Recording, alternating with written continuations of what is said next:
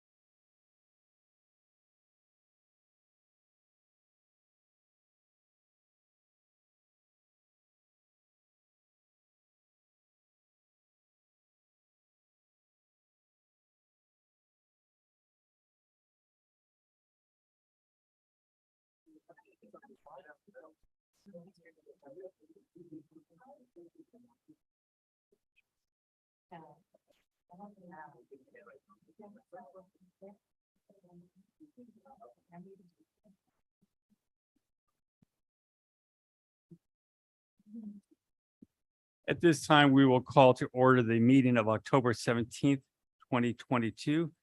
Councilmember Sendes, will you lead us in the Pledge of Allegiance? Ready, pledge. I pledge allegiance to the flag of the United States of America and to the republic for which it stands, one nation, under God, indivisible, with liberty and justice for all. Thank you. Roll call, please.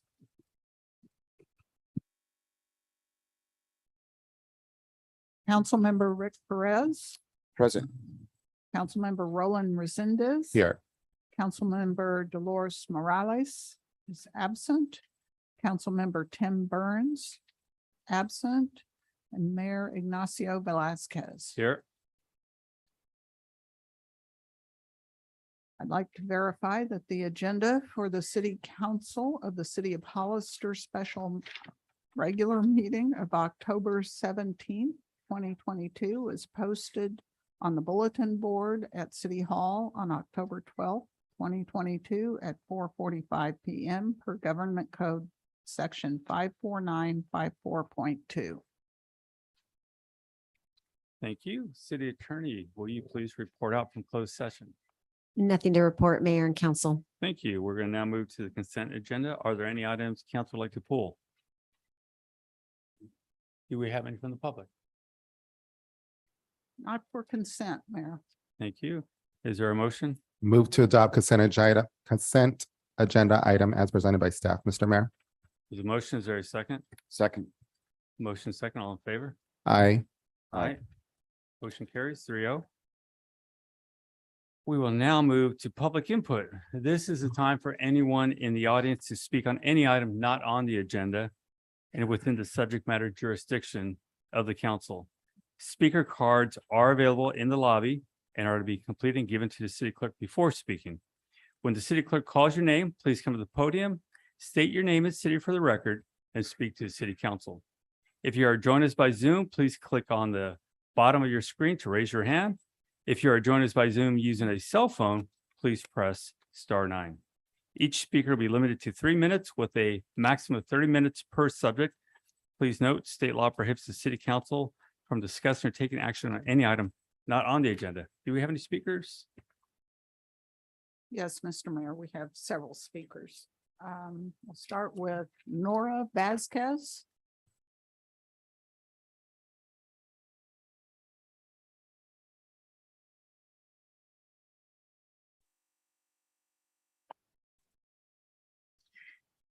Buenas noches, mi nombre es Nora Vázquez. Como padres y miembros de la comunidad de nuestro condado, solicitamos que los fondos de ARPA se utilicen para mejorar y ampliar los servicios del Centro de Impacto Juvenil en la agencia Youth Alliance en Hollister, California. Durante años, nuestros hijos han estado sin un lugar donde estar. Como padres, sabemos la importancia de tener adultos seguros y confiables en la vida de nuestros hijos. Youth Alliance ha sido ese lugar para los niños en los programas extracurriculares, pero no hay ningún lugar para que los adolescentes puedan ir y tener su propio lugar. Youth Alliance ha abierto sus puertas a nuestra juventud con una velada intencional que ofrece un jueves por la noche para pasar el rato con sus compañeros. Cada semana el número de jóvenes ha aumentado. Es algo emocionante de presenciar. El programa comienza antes de que se abran las puertas. La planificación y la instalación están a cargo de unos pocos adultos jóvenes que han sido los jóvenes locales que buscan un lugar para ir y reunirse con sus compañeros. Solamente está abierto una noche a la semana. El espacio no es suficientemente amplio y limita las actividades. Una noche a la semana no es suficiente. porque nuestros hijos no solo necesitan un lugar para divertirse, necesitan un lugar seguro donde ir, pedir apoyo con el trabajo escolar, escribir un resumen, acceso a internet, encontrar trabajo, gestionar la inscripción a la universidad y otras referencias para ellos o sus familias. Esta es una inversión que se necesita con urgencia. Como padres de la Alianza de Padres, hemos asistido a muchas conferencias y llamados a la acción para abordar el desmantelamiento del camino a la prisión.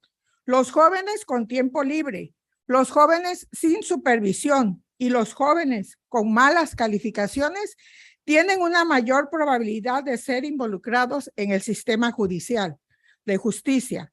Los resultados de la pandemia aún están dañando a nuestras comunidades, poniendo a las personas de bajos ingresos en mayor riesgo de enfrentar barreras que afectarán el éxito académico, la salud y la esperanza.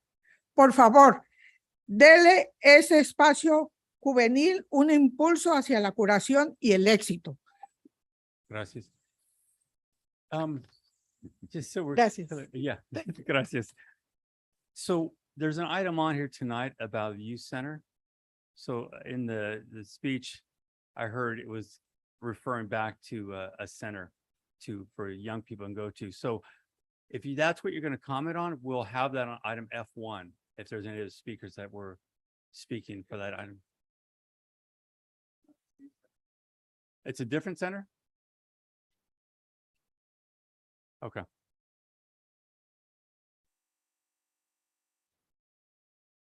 Alana Martinez.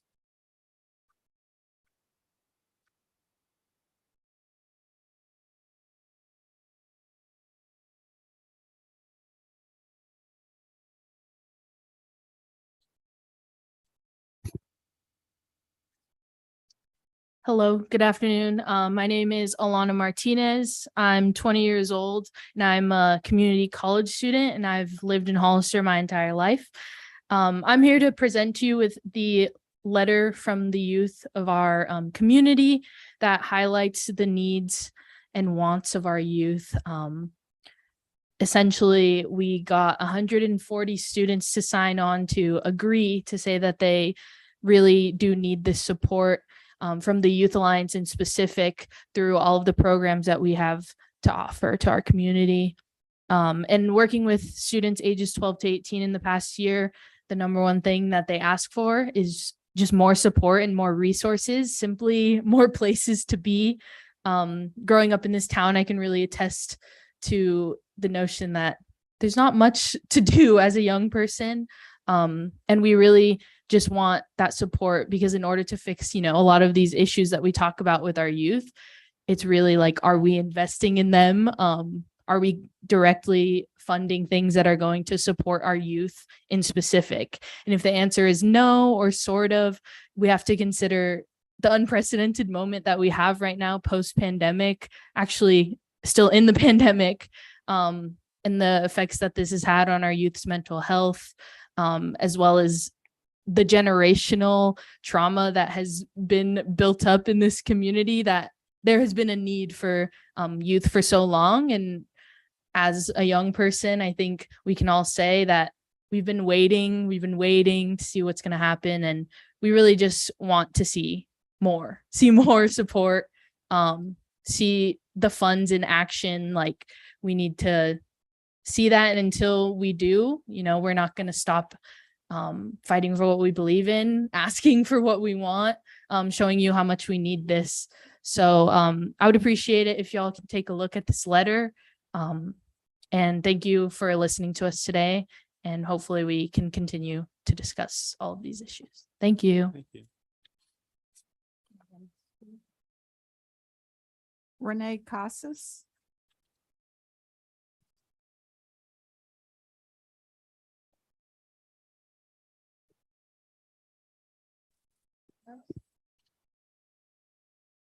Good evening, Mayor, City Council members.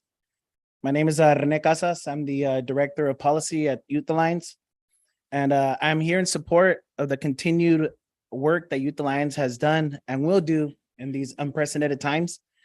As you have heard from youth and parents, it is of the utmost importance that we listen to the needs and invest in the community and the continuity of the work that has been done. In addition, there should be a mirrored approach toward the investment in sustaining and creating youth spaces for youth and young adults that provide programming that ensures our youth and young adults have the opportunity for leadership and career development and programming that is aimed at violence prevention. I would like to ask now those that are present here to stand up if you're in support of furthering investments in youth in our community.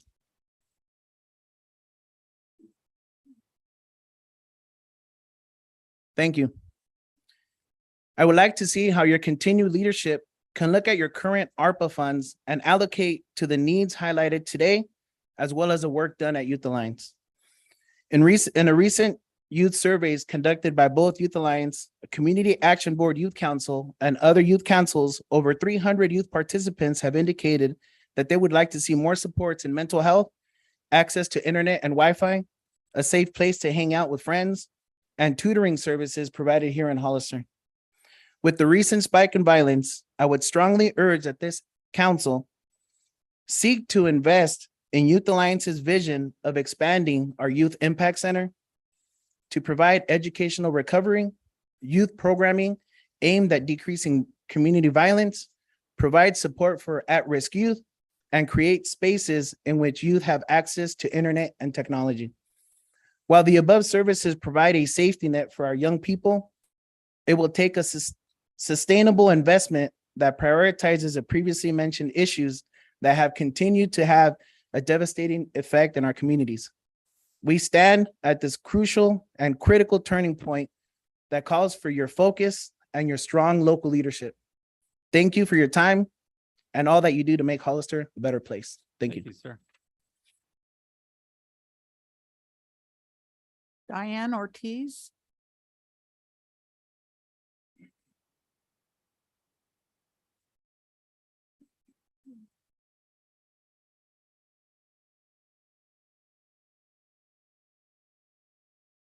Good evening, council members and community and young people. My name is Diane Ortiz. I'm the CEO of the Youth Alliance. And we are here tonight to talk about a community center, but specifically our Youth Impact Center and a center for teens. As many of you know, Youth Alliance has been around for over 20 years. In 1995, a couple years after we started, I remember meeting with the city manager and the city council to designate the old police station for a center for young people. We know that a comprehensive violence prevention strategy in a community is one based on public health, and that means strong supports and access for youth and especially vulnerable youth. And that's what the Youth Alliance is here tonight to talk to you about. As you all know, there has been an increase in violence as well as drug risk. We've been talking about this issue for a very long time. And there's been unmet mental health needs, and all of this organizing has helped by helping young people get on the youth commission, get into the general plan. But there is a real sense of urgency tonight. We have and growth in the community, more young people moving in, and they have been asking for additional supports during the pandemic and our families as well. And Youth Alliance has risen to meet that challenge by leveraging foundation dollars and public support in order to realize this vision. And what we're asking for tonight is for you to consider helping us scale up these services so that we can reach even more young people. More youth will have the opportunity to come into a teen-based center that is available and accessible to them after school, in the evenings, on the weekends, and a safe place for all families to be able to gather where they can access food and other resources and support for their youth if those young people are struggling or in need of additional support.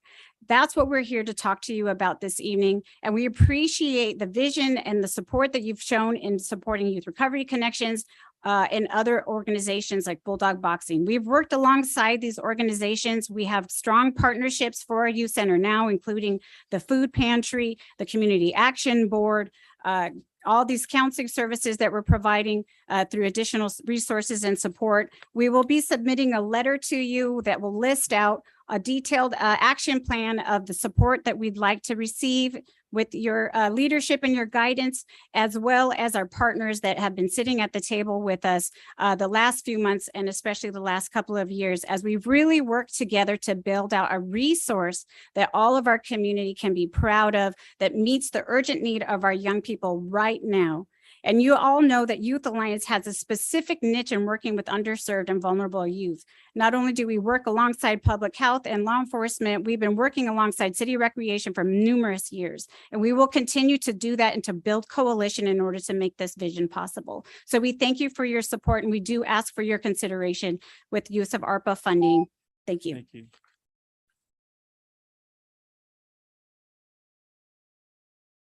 Jose Martinez Saldaria.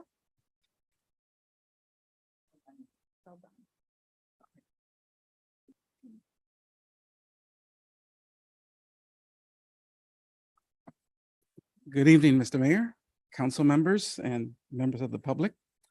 My name is Jose Martinez Aldaya, and I too work with Youth Alliance. I'm the deputy director. And I want to take a slightly different angle to appeal to your sense of community investment. 1990, there was a book that was published by a demographer at the UCLA School of Medicine, Mr. David Hayes Bautista. And in it, the book is titled The Burden of Support.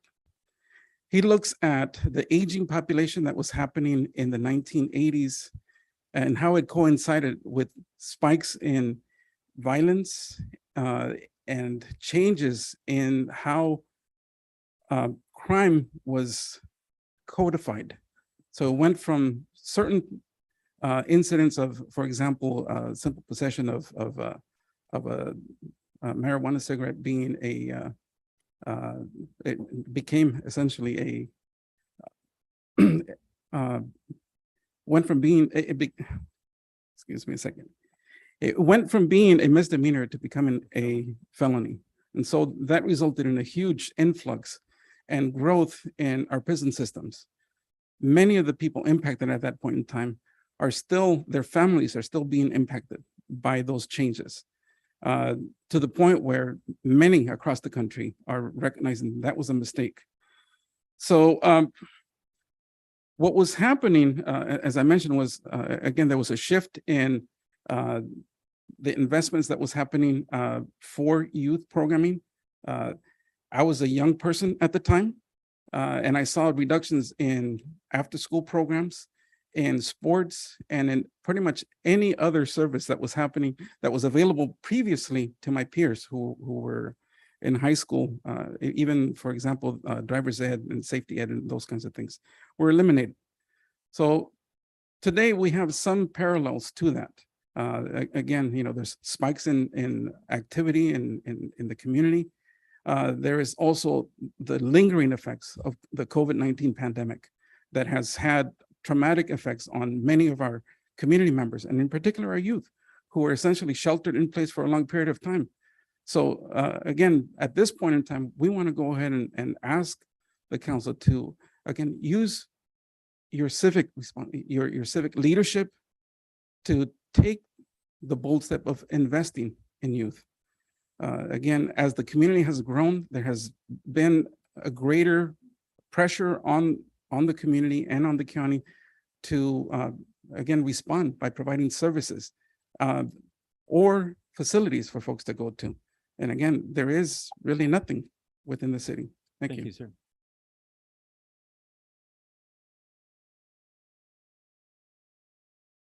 That was our last speaker for public comment. Thank you. We'll now move to item D1, City Manager's Report. Nothing to report. D2. Mr. Mayor and council members, Paul De Silva, IT Director for the city. I just wanted to report that I attended the Municipal Information Systems Association Conference in Monterey, which includes all the IT directors and IT managers throughout the state. It's an annual conference. I also attended the Accelerate Conference in Salt Lake City, talking to several different cities and getting more in-depth information on the software application for development services. That's it. Thank you, sir. We're going to now move to public hearing, E1.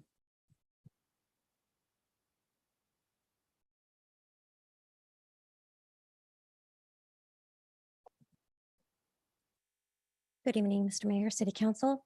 The purpose of this hearing is to review and approve the accomplishments that were produced from the city's 2017 CDBG grant with the state of California and to solicit citizen input regarding the outcome and accomplishments of the funding received under this contract.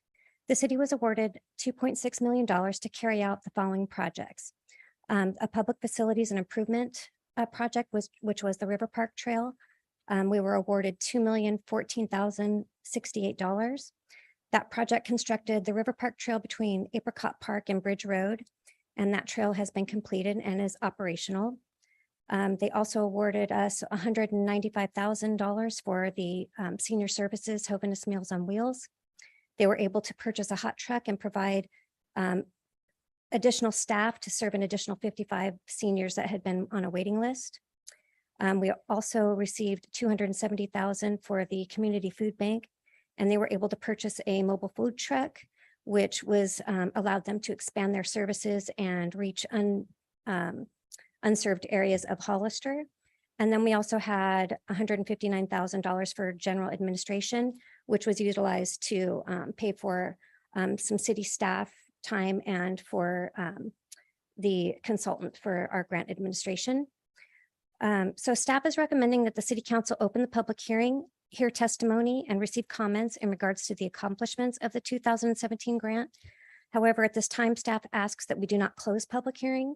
Staff would like to continue the public hearing to the next meeting of November 7th and allow staff and the consultant time to finalize total expenditures and any disencumbrance that we might have and complete the final reports. Thank you. Any questions from council? This time we'll open public hearing. Do we have any speakers? No, Mr. Mayor, we do not. Okay, so is there a consensus to continue this to a date certain of November 7th. 7th? Yes. There's a consensus to continue. Mr. Mayor, if it'd be okay, could we have a formal motion for that continuance, please? Do we have on this item, would that be a formal motion or a consensus? It's not a problem doing a formal motion if the clerk is asking for it. All right. Is there a motion? Continue to November 7th. Move to continue to November 7th. Second. The motion is second. All in favor? Aye. Aye, motion carries.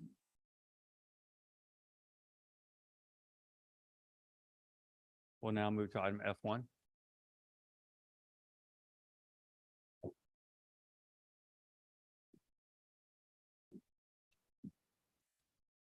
Hi, good evening, Mayor and City Councilman. Thank you for your time listening to our request as a partner on the Community Center of San Benito County. I think I know I agree with everyone in the room about the need for facility. And I do believe that it's going to take more than one organization to bring that together. I ended up sitting in the Board of Supervisors meeting, City Council meeting a month ago, and realized all the partners that had existing funding in town. And so I looked at our strategic plan that we had talked to with the Resiliency Network, and I think you attended that, Mayor, and they said that they really prioritize the community center, a behavioral health and a community center. So I was in front of you last month and we put in an application for a behavioral health center. This request here is to ask for your participation in a coalition of vested partners that are governmental partners so that we can look at the work that the city has done in the past with Park and Rec and look at those needs assessment.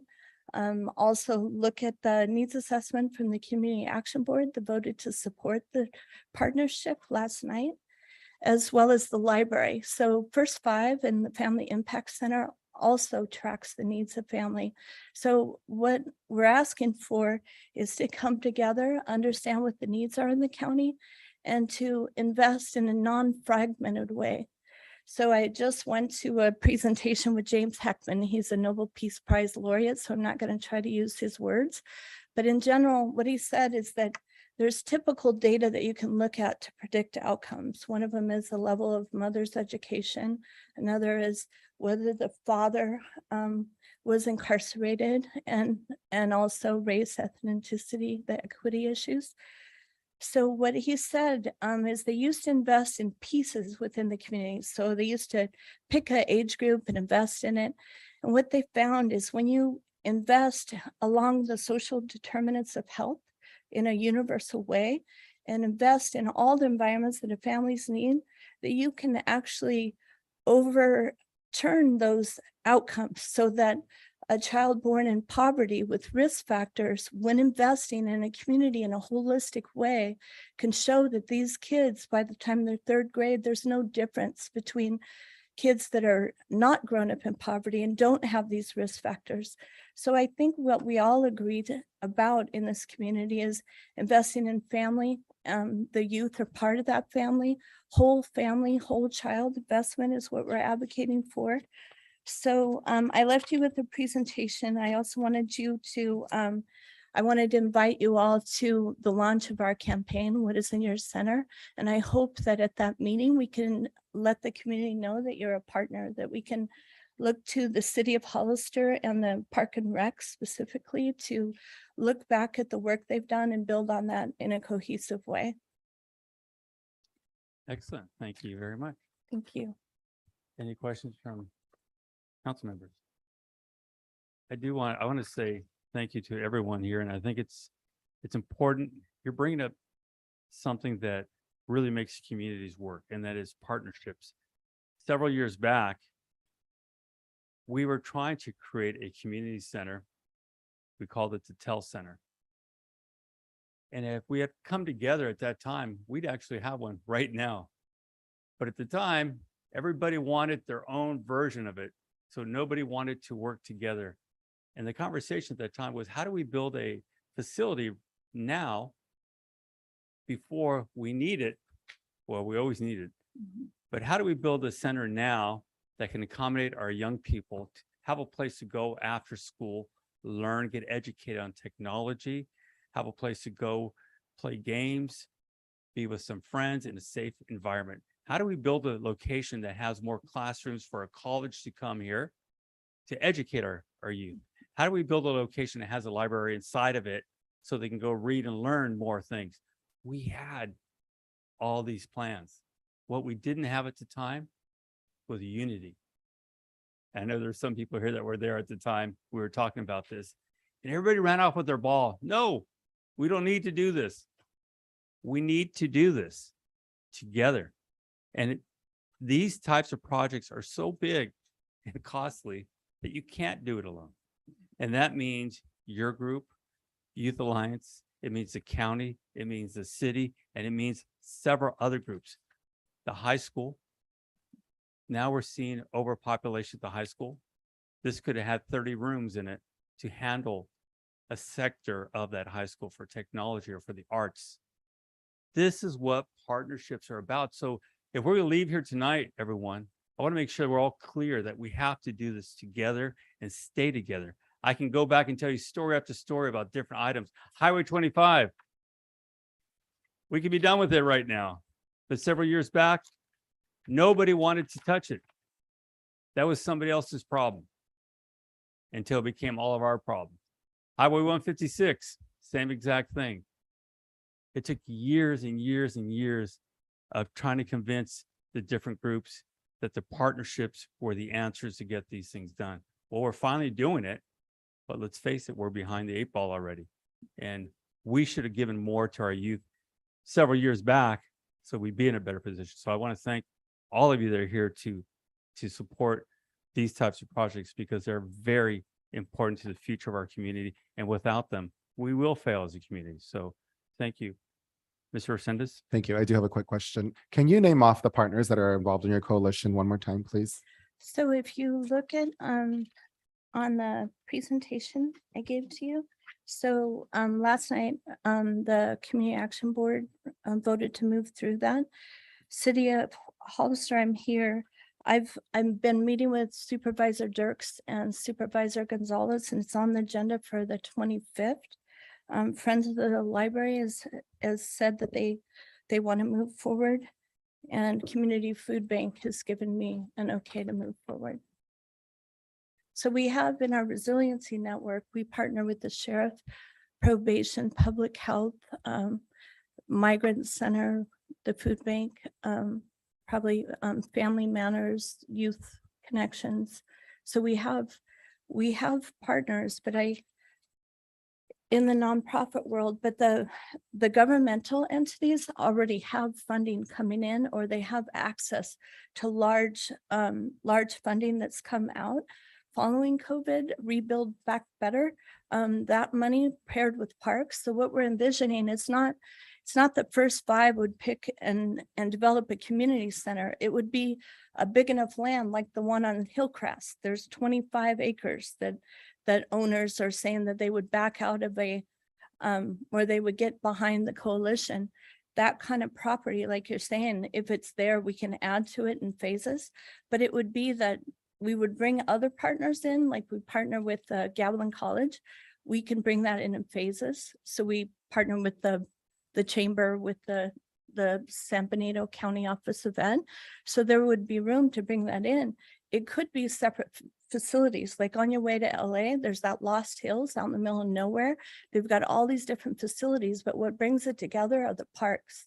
And so you could have, they have workout stations, they have tracks, they have early education playgrounds and older playgrounds. They have classrooms for the community there. And so there's so much room. I look at the Kmart building, there's room for everyone in that building, 96,000 square feet.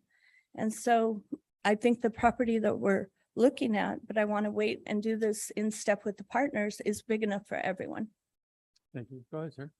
So can I ask, the monies that you're speaking to specifically related to COVID money, are those the ARPA funds as well? No, I don't mean it that way. I just mean it a result of there's stimulus coming out federally to build facilities. So the parks have access to that. There's precedent from congressional funding from the state that they're giving other First Fives in the East Bay. So Contra Costa, Solana, they build a First Five Center in step with Parks and Rec. So they're receiving congressional money. There's just money to, like, we've been lobbying for legislative funding, and we've got a good budget right now coming from the government that's allocating money for the things that we need as a community. Excellent. Thank you. Any questions? Do we have any speaker cards? Yes, we have quite a few now. Start with Alma Flores. I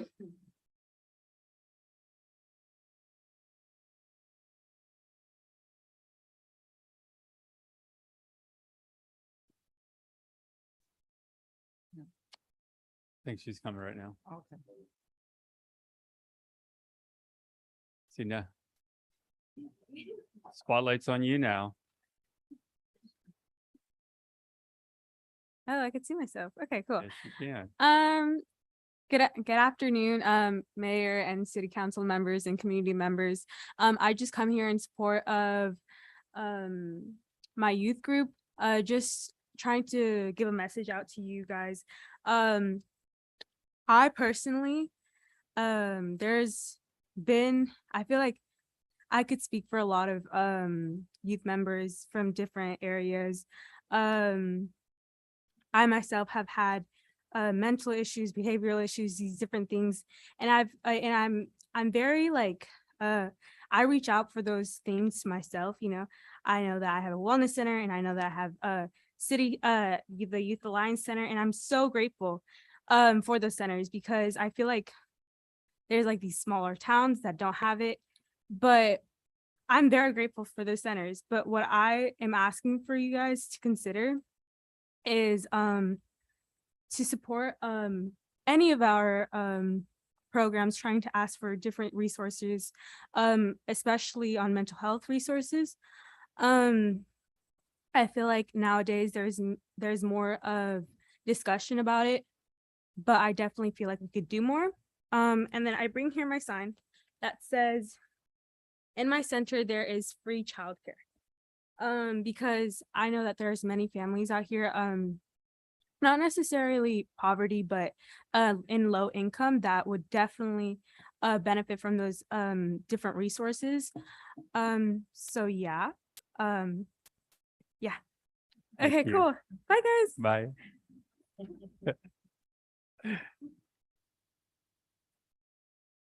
Monica Hernandez.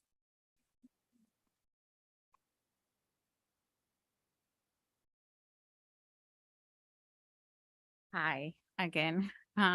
Thank you for having us again. And yeah, I support the community center and First Five, the and the Family Impact Center, because I think you guys hear a lot about what youth and the whole family needs. And that is real. We need something for our families, for the youth, for the whole family. And we don't have nothing here. We have new stores, a lot of houses, but what do we have for the community? There's anything else that they can go after school, as you said, Mayor Ignacio? We need something for our families, and I support the First Five. Thank you.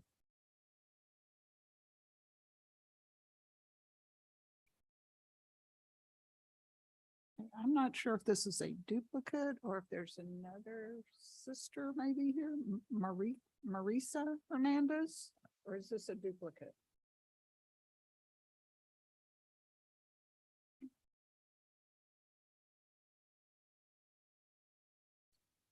Is it?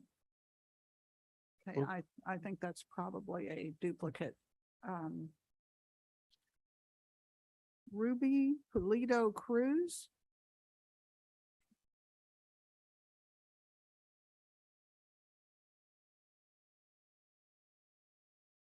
Hi, good evening. I'm Ruby Pulido Cruz, and this is Katie Garcia Cruz. I am here to support a project for a community center. Hollister is growing, and children and teenagers need free community like pools at low cost, and also bowling alley. Bowling alleys. Yeah. And healthy, reliable places for all children and families. That is it, and thank you for making the city a better place. Thank you, Ms. Cruz.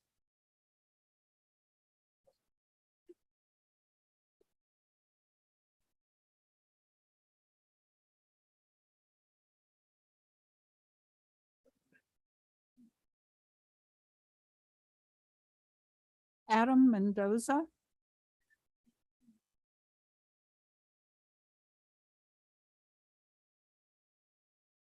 Hello, Mayor and council members and community. A lot of the stuff that I wanted to say, honestly, a lot of them, they've been saying it already, but just want to go a little bit of my history so you guys can understand where I come from. I've been living in Hollister for a little bit over 35 years. I got to grow up as a little kid, go to elementary school in Fremont, where the courthouse is at now. Went to junior high, got to go to high school. And growing up here, I found myself getting into a lot of trouble, honestly, and there was really no places for me to go and have fun. The only places that I could go was with my friends or just different extracurricular activities that honestly weren't really supervised or weren't safe places to be at. My friend's house, backyards with older friends there or just family members. And it wasn't a good scenario for me or my friends.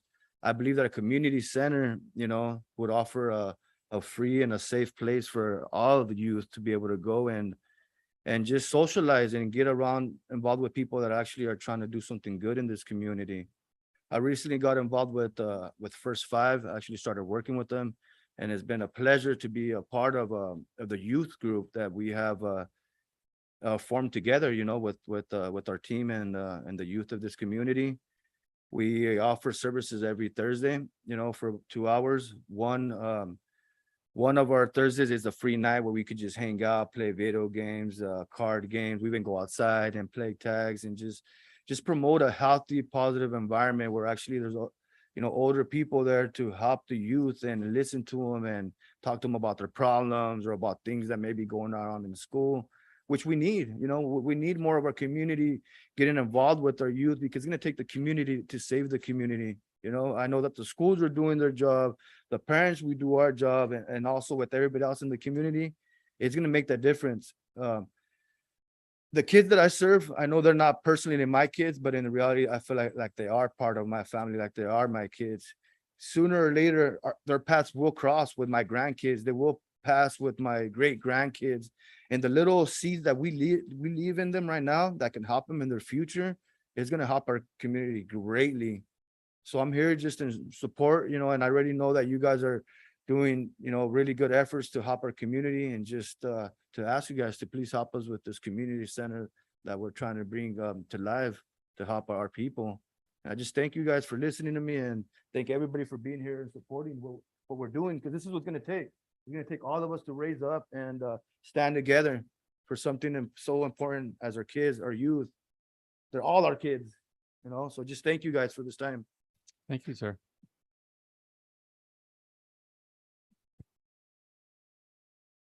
Isabella Kalati.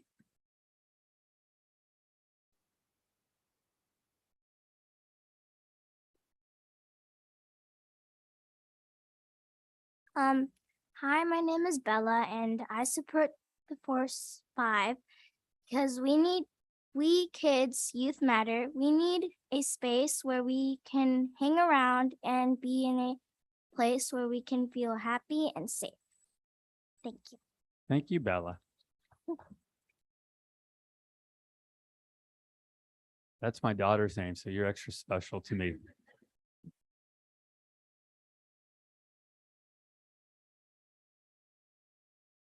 Isabel Munoz.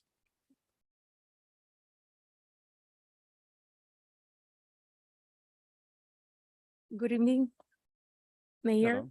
members of the Assembly, and my community. I was born here, but I grew up in Guadalajara, so my Spanish is really good. But I'm gonna try in English. I'm not really shy, but I commute today. I had to go to work to Fremont, so I didn't prepare my speech. But I hear everybody, and I think everybody, we all want the same. In 2009, Bella and I, we lost everything. So I didn't have a place to go. And my good friend, best friend, like a sister, she bought a house here in Hollister. So she told me about a lady that was renting a place. So we moved. And then I've been here in the US like half of my life. No, more than half of my life. And I never feel a place because I was just working. So I never felt a place like a home. So Hollister's been my home. I am so grateful. Even I did accounting for 5 years, and I know about numbers. With the inflation, the numbers I just cannot make it. And I've been going to the parenting classes at the Family Impact Center, and I've been learning a lot. And my daughter, she's assisting to the youth leadership classes. And I can say it's been a huge impact in our lives. And I am a testimony. I thought I was doing my best, but the more I learned, the more I realized how responsible are we as a parents. We think as the system, the teachers and the society, but it's us, it starts at home. So I am so proud to say I go to the Mondays and Tuesdays. It takes a lot of my time, but I think it's a big investment for myself, for my daughter. And we really want to be part of the community by doing something, not just by saying something. I went back to school. I was making a huge effort to pay swimming classes for my daughter and for myself because I have a trauma. I went to save my sister, so I had a huge trauma. She almost died. So my point here is some of the stuff that I want for Bella, because Bella and many kids, they have so much potential, but us as a parents, we barely make it. So I make a big effort to pay for some classes and doing a lot of sacrifice. Like, wow, thank you. Thank you. Thank you, everyone. Diane Ortiz.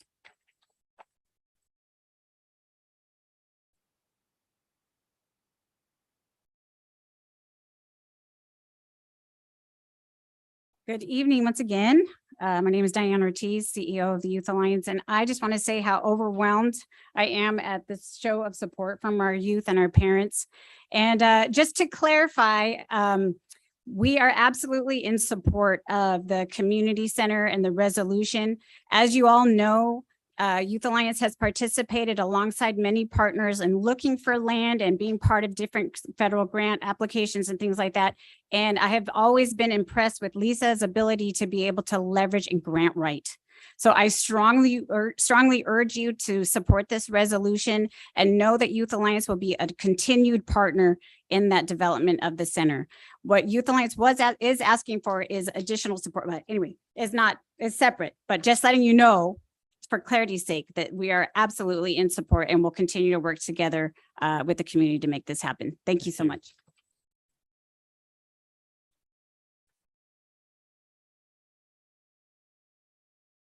Rosalinda Sanchez.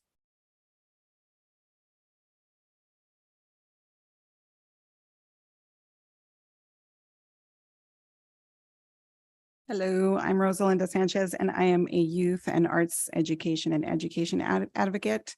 I had to sort of do a count recently of how many students I have assisted in helping in underserved neighborhoods, and it's about 6,000 to this point between the Silicon Valley and here, also in San Benito County. And I think one of the things that I keep seeing is that people are sort of afraid to talk about the fact that a large part of our population, especially our student population, are Latino kids. Okay. I have had the fortune of walking around from door to door recently, and unfortunately hearing at times some derogatory things about, crime and how it's sort of directly related, right, to our students, which is very disheartening, very sad, and very wrong in so many ways. However, that being said, Hollister's schools currently, the district has there's 60% low income, English language learners are 34%, and basically 81% of our students in our school systems are Latinos. I in particular advocate very, very hard for arts education, particularly for one data point and one data point alone. And that is that a Latino student who takes arts education in their school careers are 300% more likely to get a bachelor's degree. So why I mention this is because in community centers, this is the kind of programming that you can activate. And we have to be real when we talk about, business and, target audiences and all these things. This particular situation, not a business, it's about people. But however, if we are finding that there is data that exists like that, and that our student population here in Hollister is the largest population of Latinx students, we can definitely make, that assumption that programming in arts education and of course other programming can be very, very helpful to all students, but particularly our Latino students, which is the largest population here. And so I think that, skirting around that fact doesn't help anyone.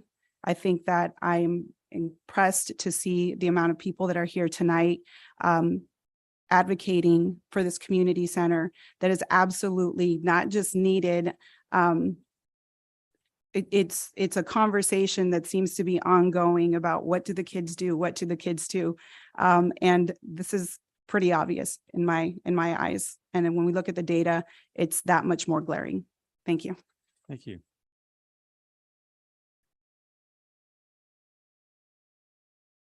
Mario Martinez.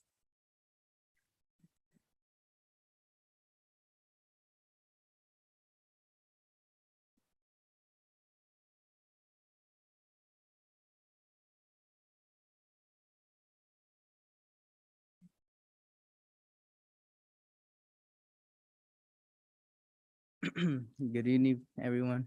Good evening, Mayor. I don't know if you remember me, but I was stand for the first first five. I'm sorry.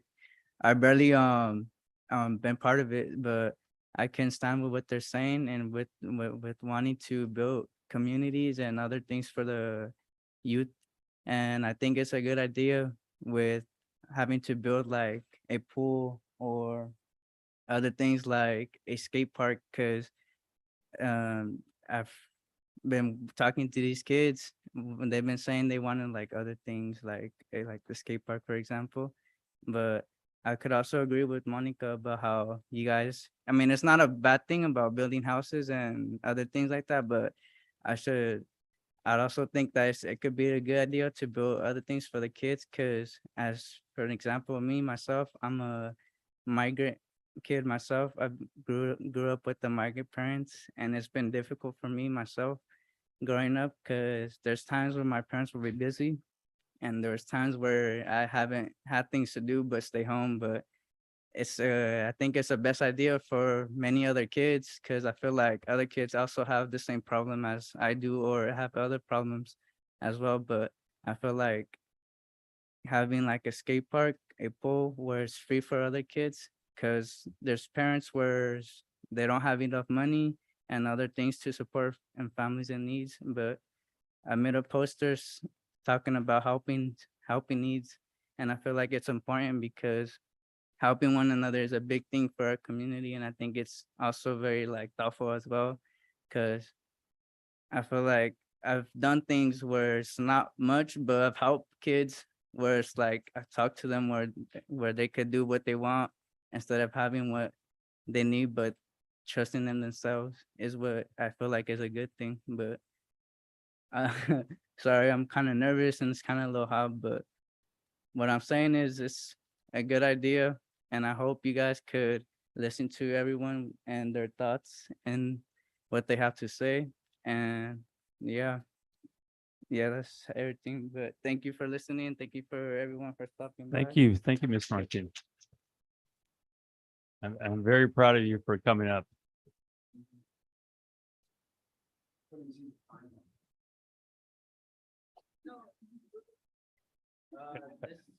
Mine unfortunately isn't here, but one of the kids I was working with that was in my table group, and he had a poster saying cards and he said that it's a good idea where kids could actually like hang out and skate and do other things where they could have fun and not do drugs. Thank you, sir. Isabella Hernandez.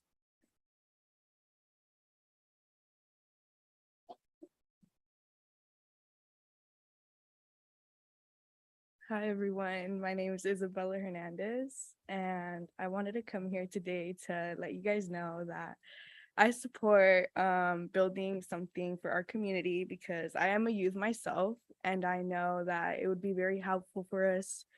And yeah, thank you. Thank you, Isabella. Another one of my favorites. That was my last speaker. That was your last speaker. Oh, darn it. Mr. Resendez. Thank you, Mr. Mayor. So first off, I just want to say thank you to everybody that came out here tonight, especially the youth. We love to see you guys and we love to talk to you guys. Someday we're not going to be here and you guys are going to be the ones that are in charge of our future. So I am so happy to see each and every one of you here. Please feel free to reach out at any time in any capacity that you can.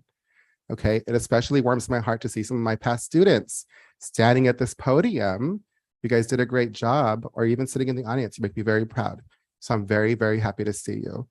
To the parents, thank thank you for coming out here tonight as well and being supportive of your students or your child. I like what this gentleman said.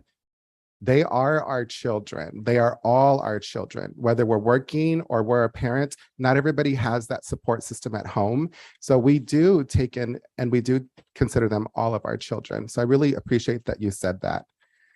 To the staff that is sitting in the audience, I've had conversations with you, a lot of you guys here. You know where I'm at when it comes to these topics. You know where my heart's at when it comes to these topics. And you know that I've lived what some of the people have spoken about, have lived in the audience.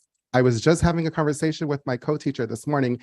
10 years ago today was the Loma Prieta earthquake. Sorry.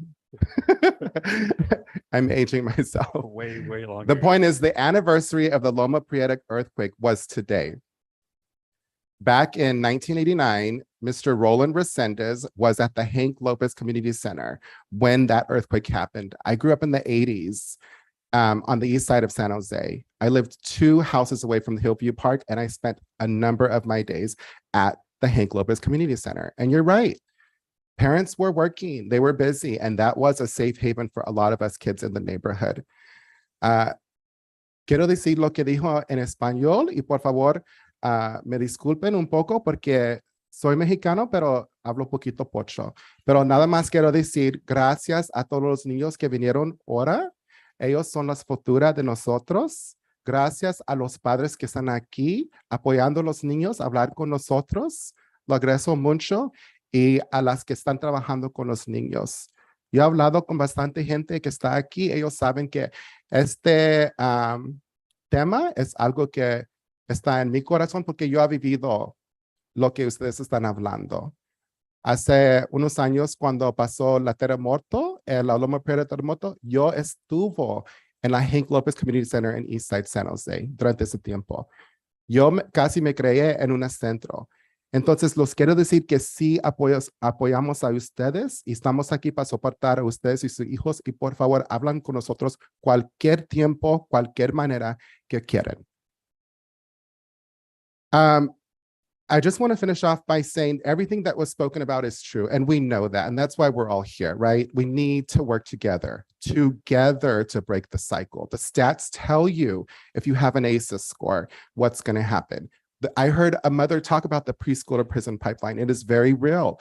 The education achievement gap. We know the facts, and we all have to work together to create sustainable models so that we can bridge those gaps and we can support our children and our future. So that's what I would like to see. I would really love to see, Lisa, the Youth Alliance be on your coalition. And it sounds like you've got the support. So that's a great starting point right there. And I'm looking forward to continuing conversations. We can't do this alone without your help. We can't do it without the kids. We can't do it without the parents and the community. So thank you all for coming out here tonight and supporting your kids and your community. And I look forward to partnering with you guys in any way that we can. Thank you.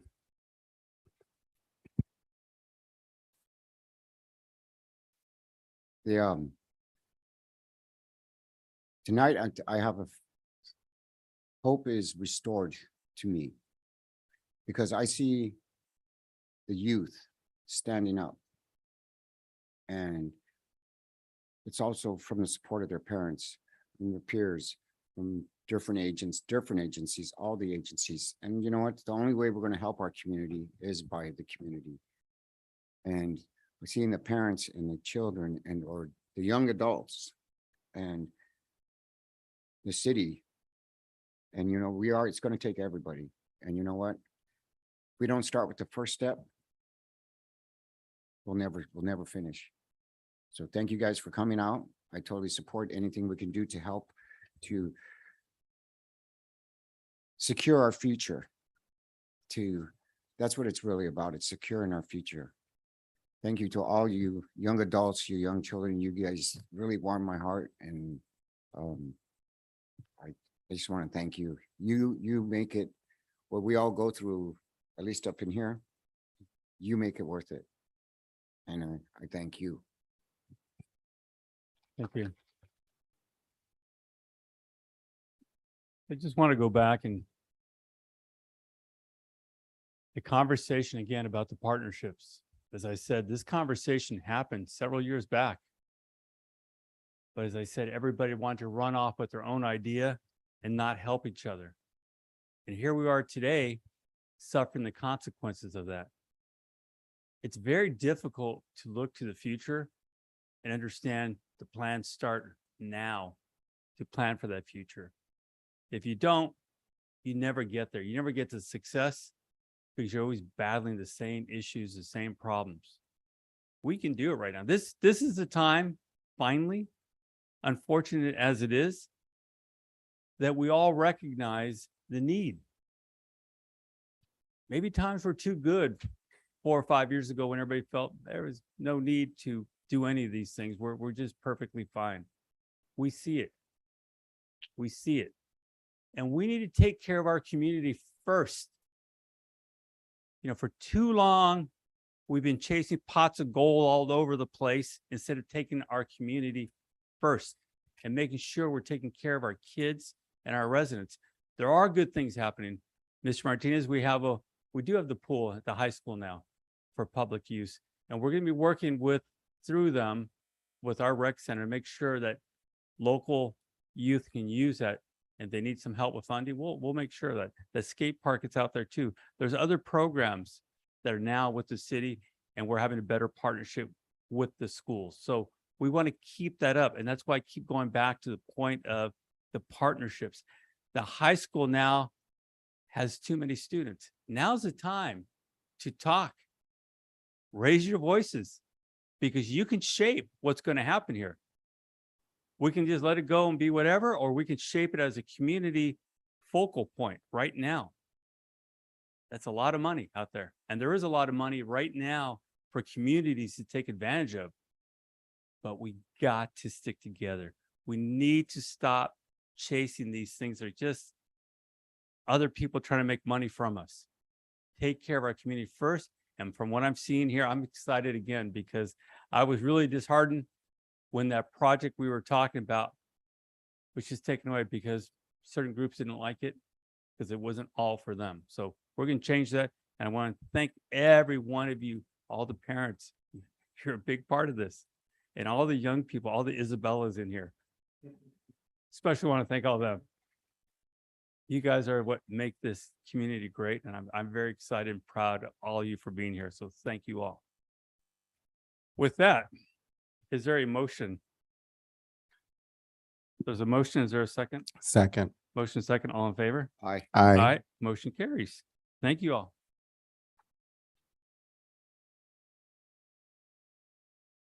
We are now going to move to item F2.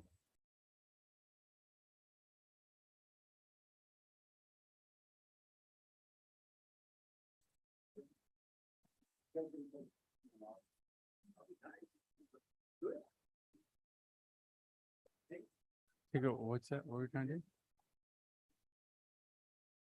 All right, we'll take a 5-minute break.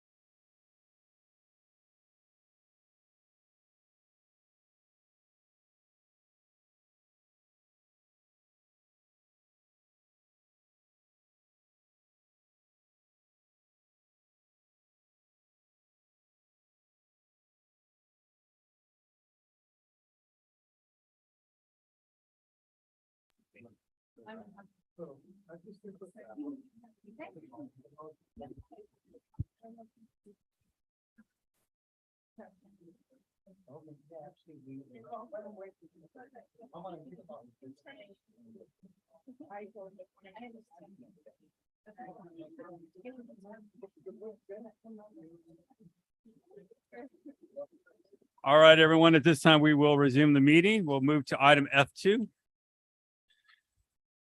Good evening, Mayor and council members. William Vi, Community Services Director. I have a presentation tonight to I'm sorry, let me back up a little bit. So this is, I do have a presentation. We're asking for approval of a resolution to authorize staff to issue a request for proposals for a facility condition assessments for all of the city facilities and buildings. And I have a presentation to kind of explain what that involves. And it's about, I timed it's about 7 minutes, so we shouldn't be here too long. This is to gain a better understanding of the current condition of the city facilities. Oops. There we go. So the main objective is to measure the condition and functionality of a facility and its infrastructure as suitable and appropriate for intended functions. The special objectives of the comprehensive assessment methodology include determining needs for renewal or replacement of building and infrastructure systems, such as heating, air conditioning, plumbing, things like that, and guiding the analysis of good decision capital project options, including renovation or modernization of those facilities.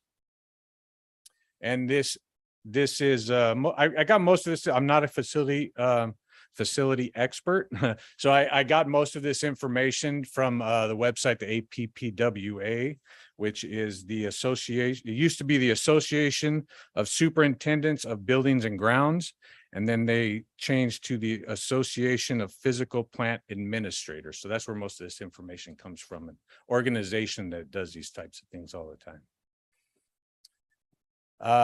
The purposes are to verify the accuracy and reliability of or establish a space inventory, provide an inspection of all the facilities, identifying physical and functional deficiencies, assist in defining regular and preventative maintenance requirements, develop metrics for performance measures, for example, facilities condition indexes and facilities quality index.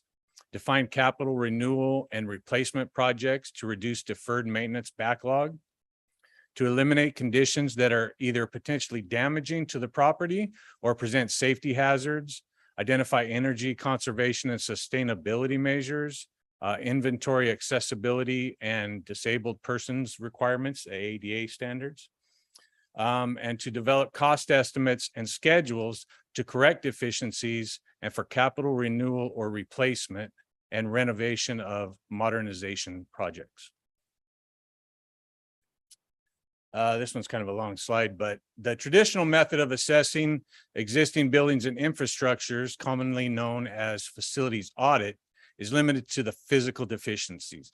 What this plans on doing is not just figuring out the condition of the facility itself, and it's the entire facility, not just the building, it's the grounds, it's the signs, it's the access to the building, everything, parking lot.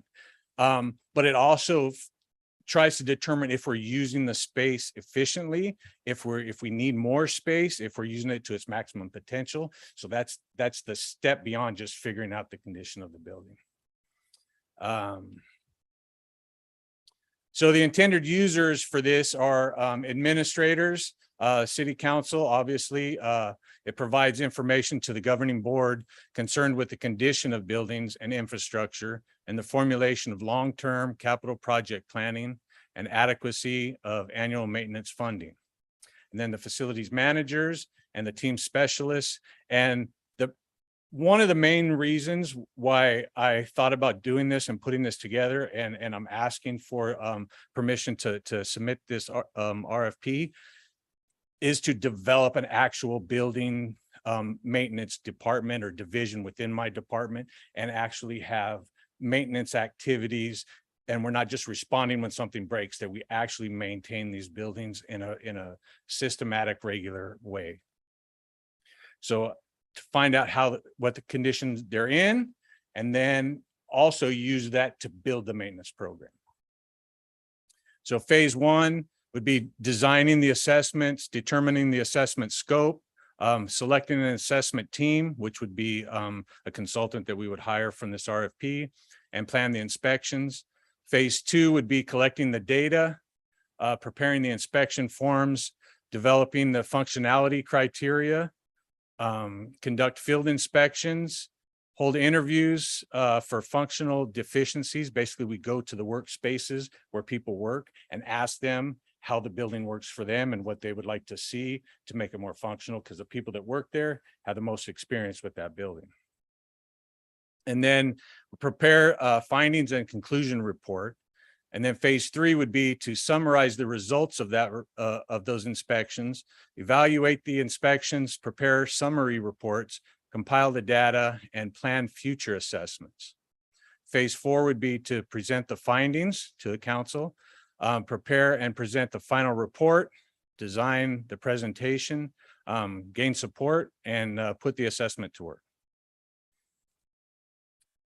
So these are the different parts that would be assessed. There's the substructure, the foundations in the basement, the shell, which is the outside of the building, the roof, the walls, the interiors, the services, the plumbing, the HVAC, fire protection, electrical, equipment and furnishings, and then any special construction, and it says selective building demolition, but we're probably not going to be demolishing too many buildings. This is a initial list of the buildings that we've identified: community center, or rec center. I put community center, but firehouse 1, 2, and 3, city hall, police department, building planning and engineering buildings, animal shelter, finance, corporation yard, the Briggs building, domestic wastewater treatment plant, Veterans Memorial Hall, the fire training tower, the airport and all the buildings that are there, and the old engineering building at Park Hill. And we can add to and split this up if it turns out to be too much to get done in 1 year. We can do 5 buildings 1 year and 5 buildings the next year, whatever that turns out to be. So when we put the assessments to work, we use those to develop an ethic among maintenance staff to continually inspect, observe, and report deficiencies, maintain a timely and accurate record of facilities conditions, develop funding alternatives, establish procedures for program management, ensure the current use of resources is effective and efficient, develop short-term and long-term needs for dealing with problems, develop a project prioritization process, and develop a resource allocation model to formulate funding plans. And that is it, but I'm here for any questions that anybody may have. Thank you. Go ahead, sir. I'm just wondering, like, I'm assuming what's your experience like with dealing with these types of issues? Are there lots of different companies? I'm hoping that we get lots of proposals. Is this something that's very common?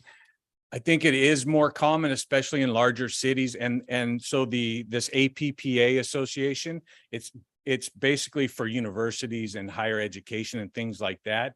But I actually got the idea from watching a APWA presentation from a county in Florida that did this thing, and they had all these buildings, and they were seeing a lot of growth in their county like we're seeing here, and they knew that they needed more buildings, and they knew that they had older buildings from like the 40s that needed to be inspected and upgraded or updated or demolished.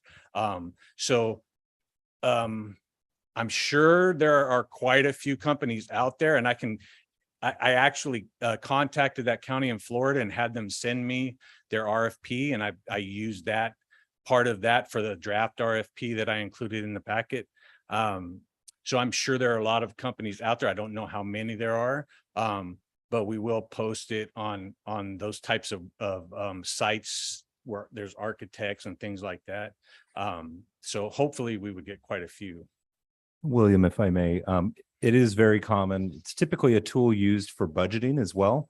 Kind of gives us the overall idea of what our maintenance is going to look like. It's typically baked into your 5-year CIP plan, that type of thing. So it's very common. City manager's office will work with William and his team to make sure we get it promoted through all the proper associations and marketed effectively.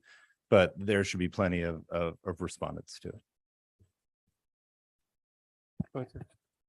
So I agree, and I it's been one of my concerns, and I've brought it up before, and it's like, regardless, you know, it's a good RFP, a good thing to do, go out there and get the RFP. But I also want to just thank you for taking care of our buildings. Oh, you're welcome. Yeah, no, absolutely. It is something very common. A lot of firms are out there doing it. And we did actually check some of the buildings, I want to say 5+ years ago, and found out some serious needs out there. And, you know, you have to really look at it in different ways. I think some of the proposals, some of the ideas were just way more expensive than they had to be. That's the only part I'm going to say we got to be cautious of. Some of the firms coming in and say, well, we did all this great stuff. It's going to look great. You're going to save so much energy. And it's like, no, we're not going down that path to make a few people a lot of money. We want to get our buildings fixed, make sure they're safe, and we plan for the future, make sure we're using them to the fullest. Yeah, and develop the program is I want to know where we're starting at so that I can develop that program of the maintenance program and build that division and know how many staff that we're going to need and have a plan. Because I'm not a facilities expert, really. I don't have a lot of experience doing it, but I know that it needs to be done instead of just fixing things that are broken, keep them from breaking. Absolutely. Okay. Do we have any speaker cards? No, Mr. Mayor. Thank you. Is there a motion or do you have a comment? I have a question. I don't see a resolution number. Am I missing something?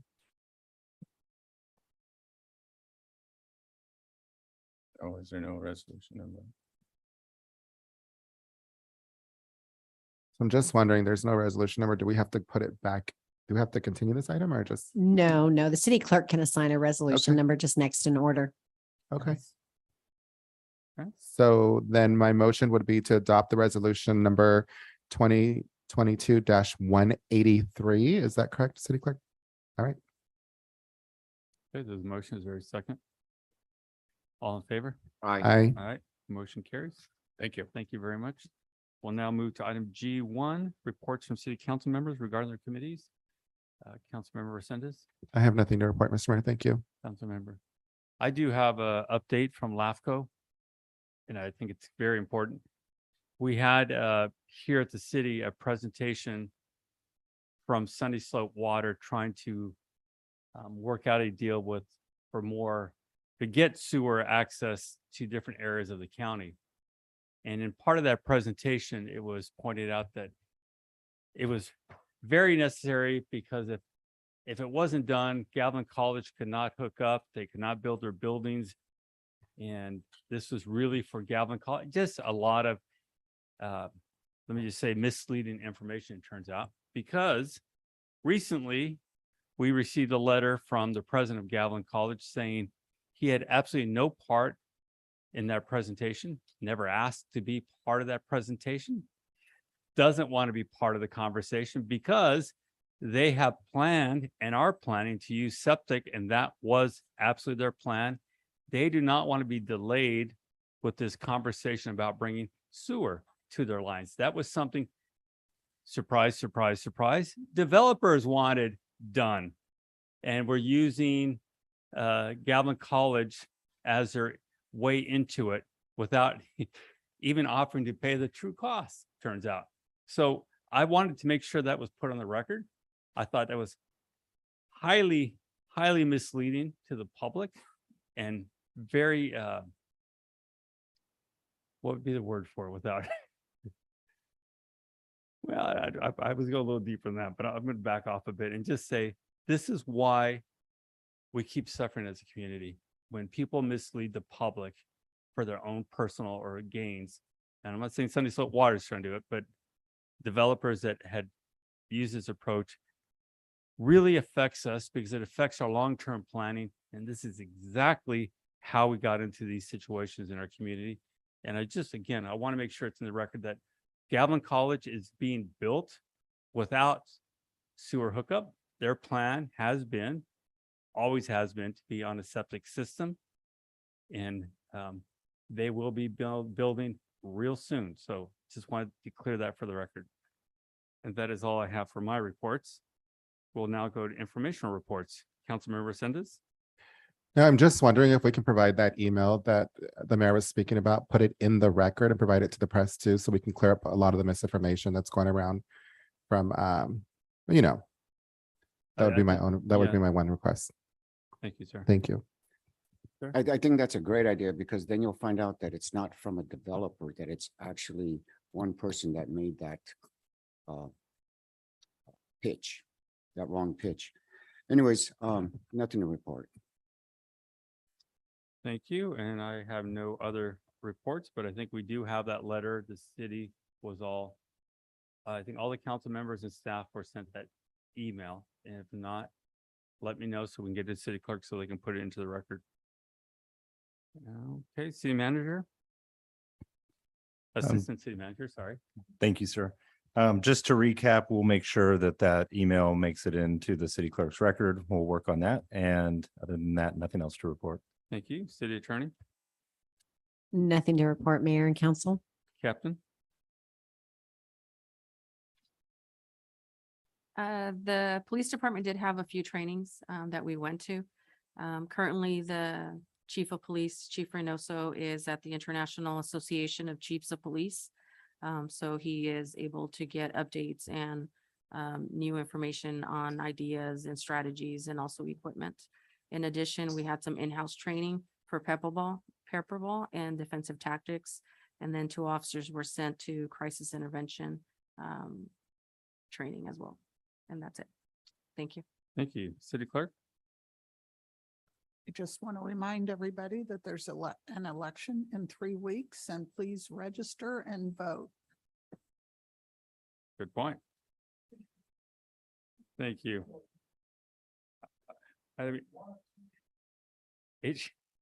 H1 update city council projects. We'll move on to I, J, and K. Is there a motion to adjourn? So moved. Second. Motion second, all in favor? Aye. Motion carries. Thank you, everyone.